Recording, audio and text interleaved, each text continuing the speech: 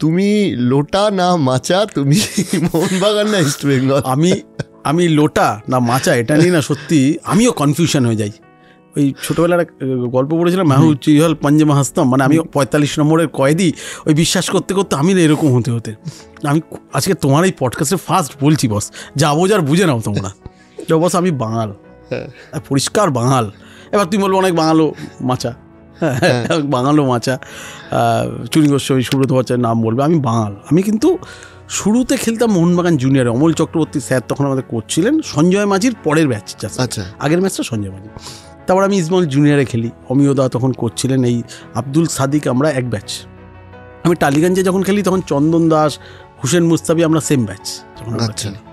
So ঠিক আছে, তো আমি সত্যি কথা বলছি, আমি একদম সত্যি কথা বলছি, আমি বাঙাল। এবার বাকিটা বুঝো, আমি আর কিছু বলছি না, আমি বাঙাল। হ্যাঁ, একটা তো যাত্রাভিমান আছে। আমি যদি প্রফেশন ছেড়ে দিই, আমি জানি না আমি আর কোনোদিন ম্যাচ দেখতে যাবো না। কেন কি, আমি যাদের সঙ্গে বড় হয়েছি, বাইচুং ঠাইচুং থেকে, আমি সুনীলও রিটায়ার করে গেল, আমি আর সেই পাচ্ছি না, সেই আনন্দটা পাই না কাভার করে।